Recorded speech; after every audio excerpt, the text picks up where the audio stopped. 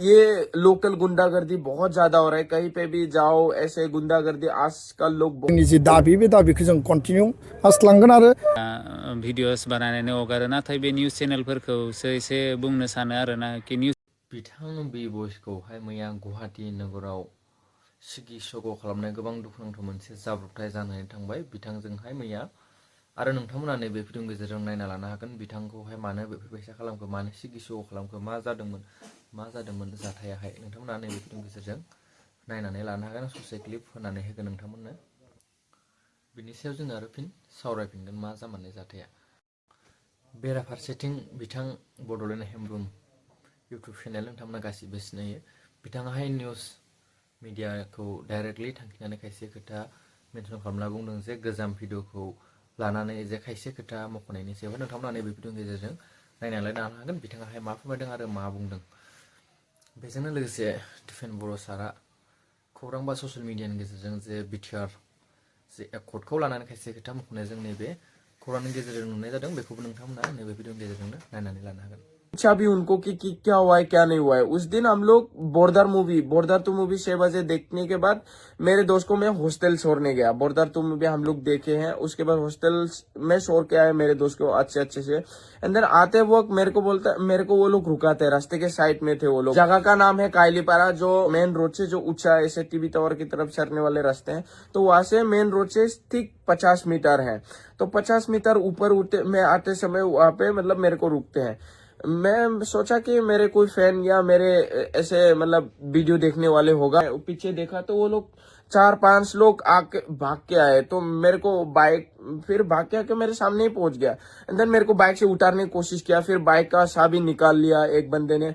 And देन मैं पूछा कि भैया मेरे साथ क्या हो रहा है। मैं बोला कि मैंने क्या कुछ गलत किया है क्या भैया। एंड देन वो लोग गाली दी जा रहे हैं मेरे को। एंड मैं उतारे बाइक के उस साइड से, ऐसे झगड़ा वगड़ा वो हो गया, वो थोड़ा बहुत ऐसे डिबाइटिंग हो गया। मैंने पूछा आप बस खाली मैं यही पूछ रहा है कि मेरे साथ क्या हो रहा है, मतलब मैंने कुछ गलत किया है क्या भैया।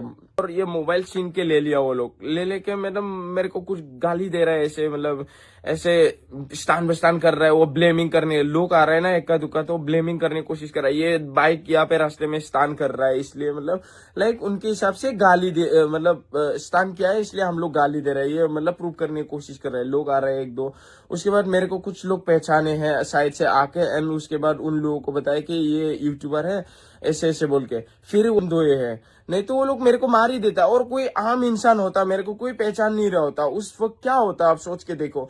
आप नॉर्मल इंसान है, आप जा रहे हैं, आपको कोई पहचानते नहीं उस वक्त, आपके साथ कोई देने वाले नहीं है कि आपने गलत किया या सही किया।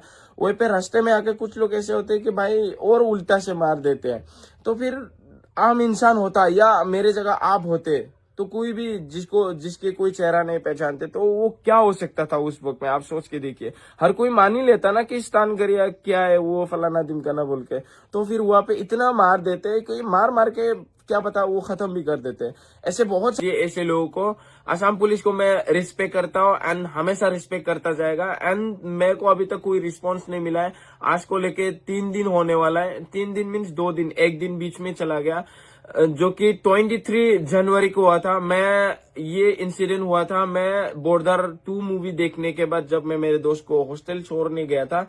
एंड हॉस्टल छोड़ के जब मैं वापस आए तब ये इंसिडेंट हुआ है। मेरे साथ नाइंसाफ हुआ है, काल को किसी के साथ नाइंसाफ हो। मेरे को बिना वजह रास्ते में रुक के वो लोग मारे हैं एंड लोगों के सामने बेइज्जत किया है। काल को आपके बेटे के साथ हो सकता है, काल को आपके साथ भी हो सकता है। प्लीज वीडियो को ज्यादा से ज्यादा लोगों तक शेयर कर दीजिए एंड असम पुलिस को टैग करना ना भूलिए।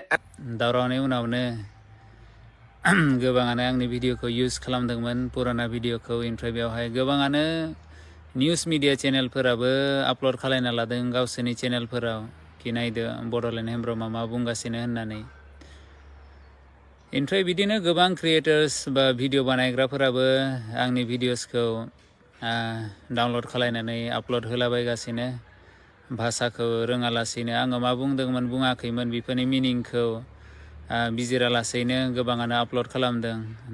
बे पार्सनेल क्रिएटर्सफोरखौलाय आङो जेबो बुंथ'ला, जायफोरा भिडिअस बानायनानै हगारो। नाथाय बे निउस चेनेलफोरखौसो एसे बुंनो सानो आरोना कि निउस चेनेल जानानै बिदि बुस्थुफोरखौ बिजिरालासेनो आपल'ड खालामनाया मोजां जायाखै। नोंथांमोना बिटिसिनि मोजांनि थाखाय नोंथांमोना बिटिसिनि मोजांनि थाखायनो निउस हगारखायो दा नामा? आं निउस मिडियाफोरखौ सोंदों। जुदि मोजांनि थाखाय मोजांनि थाखाय निउसफोरखौ हगारोबालाय मानोथो आरो बिदि सानालासेनो मानोथो मिथियालासेनो बिदिलाय हगारनांगौ? आङो मोननै निउस चेनेलफोरखौ फन खालामनानै बुंहरदों आङो कि रिकुवेस्ट खालामदों आदा जोंथ' सान्थिसो लाबोनांगौ बे बिटिसियाव मानोथो आरो बिदि भिडिअसफोरखौ हगारनानैलाय आरो बिदि माने दुंहाव थासारिखौ आरो गरम खालामगासिनो होननानै।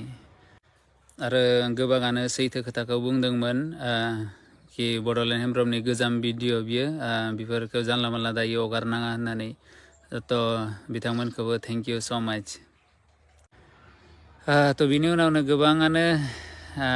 गोबाङानो अबसे आं माने नोंथांमोनाबो कमेन्ट्सफोराव नायनो हागोन कि गोबाङानो बुंदों आरो ना बेफोरखौ बुंजाला। आं स्क्रिनशटफोरखौबो ओरैनो बे सेन्टेन्सफोरखौ देखायगोन सानदोंमोन, बेफोरखौ देखायला। गोबाङानो गाज्रि बुंदों, गोबाङानो मोजांबो बुंदों। थ' बेनिखायनो आं सानगासिनो कि भिडिअ बर' रावाव बानायला नामाथाय होननानै।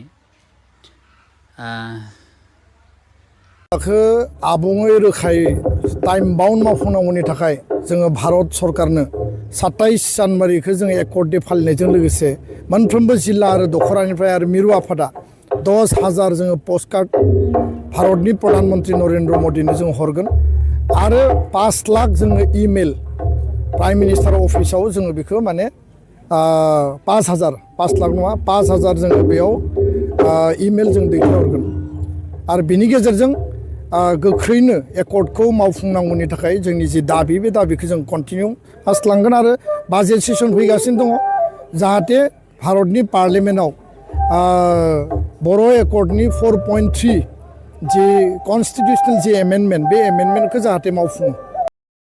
नोंथांमोना नैबे ससे भिडिअनि गेजेरजों नुबाय जानांगौ, मिथिबाय जे बुजिबाय जानांगौ जे बिथां बिबुसखौहाय मानो थाखाय बेफोरबायसा बुनो नागिरनाय बा सिगि सख' खालामनाय जाखो। नोंथांमोना नैबे भिडिअनि गेजेरजों निस्सय नुदों जे बुजिदों जानांगौ जे बिथाङा जि गावनि भिडिअनि गेजेरजों फोरमायदों जे स्टान खालामदों होननानै बिथांखौहाय बेफोरबायसा बेंनानै जे सिगि सख' खालामदों आरो बुनो नागिरनाय मोनसे खौरां जोंनि बे ससियेल मिडिया बा बिथांनि जे फेसबुक पेज बा इउटुब चेनेलनिफ्राय जोङो मोननाय जादों आरो बिथाङा नैबे खोथाखौ फोरमायहरदों गावनि जि भिडिअनि गेजेरजोंहाय माने नर्मेल जि बिथाङा गावथ' इउटुबार जाहैबाय जे नर्मेल सुबुंफोरब्लाथाय माबायसा जागौमोन गावनि जायगायाव थानानै गुबुननि जायगाखौ बिथाङा सानहरनानै खायसे खोथा बुंदों आरो नैबे थासारि समावहाय गोबां माने थासारिफोरा एसेबो मोजां नङा बायसा माने मोनसे नङा मोनसे बैयाव नङा बैयाव बैयाव बेफोरबायसा जाब्रबथाय जाबाय थानायजों गोबां ससियेल मिडिया बा खौरांनि गेजेरजोंहाय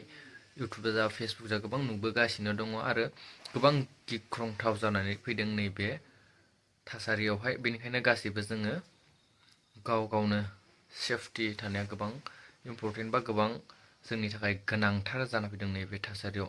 बिथांखौहाय मानो थाखाय बेफोरबायसा जि सिगि सख' खालामनाय जादों नोंथांमोना नैबे भिडिअनि गेजेरजों निस्सय नुबाय। आं बेनि सायाव गोबां बुंबाय थाला जिहेथु नोंथांमोना आं ससे भिडिअ होनादों मानि थाखाय बेफोरबायसाना माने गोबां गिथावना दे बेफोरबायसा जाथायाहाय जे हरनि समावहाय बेफोरबायसा आवग्रिनानै बेफोरबायसा बा लाखिनानै बेफोरबायसा खालामोब्लाथाय गोबां गिथावना। बिथाङाहाय जुदि कन्टेक्टआव थायाब्ला बिथाङा जुदि सिनायनाय सुबुं गेलबा मा जागौमोन, नर्मेल सुबुंब्ला मा जागौमोन बेफोरबायसा बिथांनाव सोंनाय आरो जों बेफोर खोथाखौ गोबां गोथौयै साननांगौ जानानै फैदों।